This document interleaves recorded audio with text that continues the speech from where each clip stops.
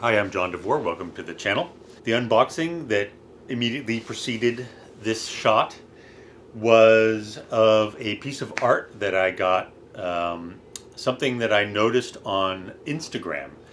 So there's a comics artist, Mark Laszlo, based in Hungary. He's a Hungary artist that I follow on Instagram. And he posted a made-up cover. It's a character that he's had in his head for a very long time, and he'd always imagined this cover. So he finally sat down and did it. He penciled it, inked it, as you saw in the unwrapping video.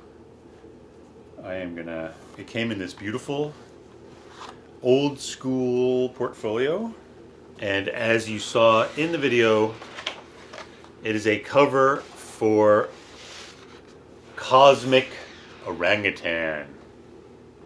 I saw him when he posted this. I saw originally he posted a pencil of it, and then he inked it, and I contacted him and I told him that I loved it and I had to have it.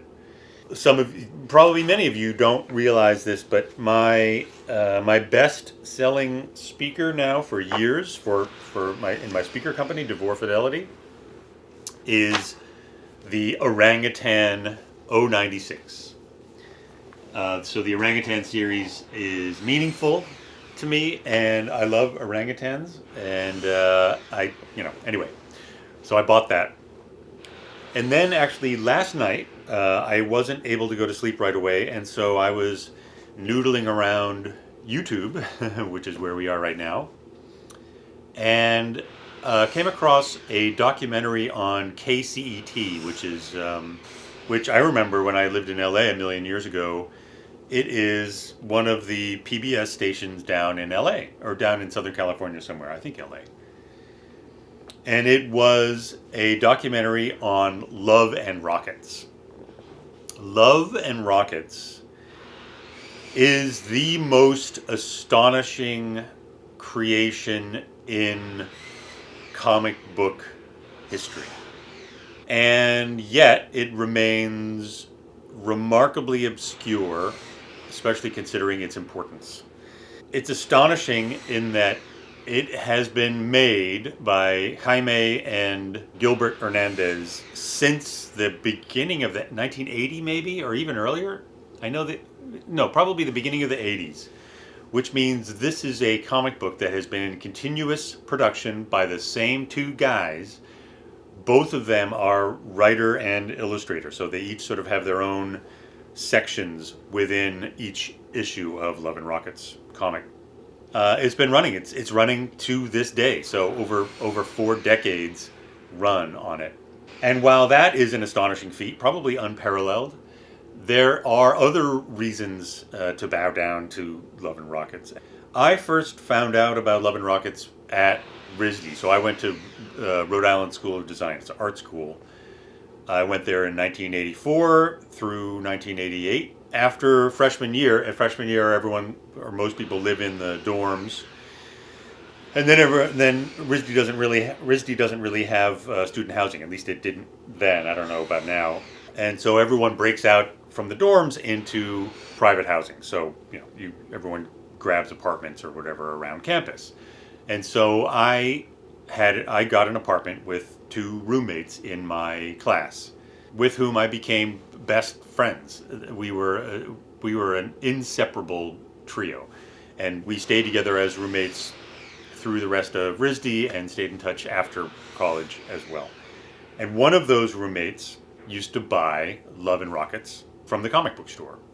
I was really into Frank Miller and Neil Adams, and I was definitely into superhero comics. I was also into heavy metal and epic, which were these sort of alternative, more adult comic book compilation magazines that would come out. So artists like Richard Corbin and Mobius and Von Bode and those guys. And I was really into those guys too. But I kind of, for whatever reason, I sort of dismissed Love and Rockets. And then I remember one day picking it up, opening it up and reading it and being completely riveted, blown away. And the first thing that really drew me in was the art of Jaime Hernandez. One of the tiny handful, less than 5, most important artists in comic book history. And yet he's chill. He remains to this day. He must be in his 50s, 60s maybe. Remains to this day utterly chill, very punk, very underground. But he and his brother Gilbert have made their living for these past 40 years on nothing but making Love and Rockets and making comics exactly the way they want to make them. No compromises whatsoever. What makes the stuff amazing is manifold, actually. So first of all, their representation of Latinx culture. So Jaime and Gilbert both had separate storylines kind of going on through Love and Rockets. And actually, you should watch, if you don't know anything about Love and Rockets or the Hernandez brothers, you should watch the documentary. And I will put a link to that documentary below. And it goes into much more depth. And there's a reality and a vividness and a sensitivity and humanity to all the characters by both of these artists in every story. And the art is just astonishing. So this is, I have many collections of Jaime Hernandez's. This is Locas, and there's Locas, Locas 2, Locas 3. And this essentially follows Hopi and Maggie. Maggie is sort of his central character. It's an incredibly tender, realistic, and sensitive portrayal of these women and all of the other characters who come in and out of their orbit. And over the 40 years, they have aged, and that's another remarkable thing. He has aged Maggie and the crew along with his journey over the 40 years or so he's been making this comic. It's just sort of unheard of. But what really grabbed me is the art. The art, he is so good. So all of the art is black and white in all of these, other than perhaps covers now and then. But his mastery of light and shadow, I used to, so Frank Miller in his Daredevil days and later on in his Dark Knight days was kind of the reigning master of you being able to use blacks. Mike Mignola is another one who's just able to use blacks in his comic panels better than anyone. And then I saw Jaime Hernandez, and he just blows them away. He is so descriptive. He's fearless in his use of blacks and in his page layouts. And the other thing that he gets right that really, as far as I can tell, doesn't exist in superhero comics, Marvel, DC, and the like, Image Comics, is something that I want to sort of call. So comic book art. Let me back up. Art on the page is two-dimensional. I'm not talking about holograms or anything like that. I'm talking about black and white comic book art. It's two-dimensional. It doesn't even have a color dimension to it. It's flat art. Ways of reproducing the third dimension on a two-dimensional surface have existed for hundreds and hundreds of years.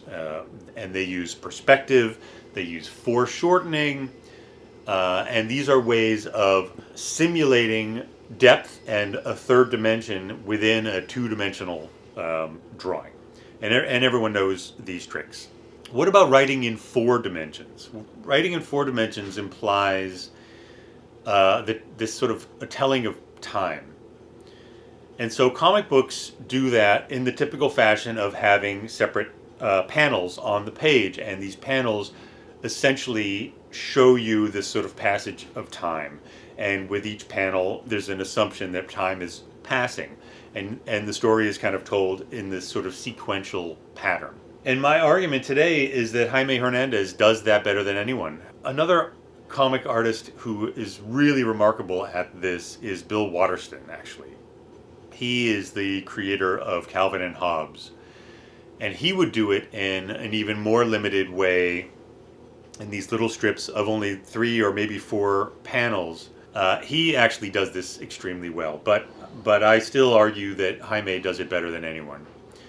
His ability to tell a story, I'm going to say cinematically, but it's not. He's not being cinematic about it. He's doing it in a true, pure comics way. Absolutely brilliant. It's just astonishing. And the more of his art I look at, the more I see these sort of details. And he's influenced me in a huge, huge amount. I do drawings. I try to do at least 1 or, and if possible, 2 drawings every weekend, based on the Jake Parker Inktober prompts. So essentially, I'll sit down in the morning before the rest of my family is awake yet, have a cup of coffee. I'll look at whatever the next prompt word is in line, and it'll just be a word, and then I'll use that word, and I will try to create. I will not try. I will create a drawing about that word. And my motivation for doing a good job and being creative and maybe trying to come up with something that's a little bit out of the box is that I will then post that drawing. Regardless of whether I find that word easy or hard to do, I have to come up with something, I have to finish it, and then I will post it on my Instagram feed. And some of these drawings have actually made it into prints and t-shirts, which I sell at in an Etsy store down below. But one of Jaime's most influential aspects of his art on my art is the 4th dimensional attribute to drawing, and that is trying to tell the story without words, using the drawing itself, using composition, using the elements that you put in the drawing, the objects, expressions, things like that, and basically trying to tell a story across time with a static 2-dimensional drawing. And in this way, I sort of feel like these drawings, especially his, but mine to far less of an extent than Jaime Hernandez's, but to some extent, I like to think of them as these sort of 4-dimensional drawings, 4th dimensional drawings, without resorting to animation, which is in fact a 4-dimensional drawing, in that it exists and changes over time. Anyway, this sort of spiraled off into a little bit more than I was intending. But hey, shout out to Mark Laszlo. Thank you so much. I love this drawing. I'm going to get a frame for it. It's going to go up in Monkeyhaus. And just thank you to the Hernandez brothers. Dudes, you guys, massive inspiration. I know you've got a big cult-like fan base. I wish you all the success, and hats off to you guys for being able to sustain Love and Rockets for as long as you have, and that you're still pushing it forward. It's awesome. Thank you so much. Thank you for watching this video, and I will see you guys at the next one. Bye.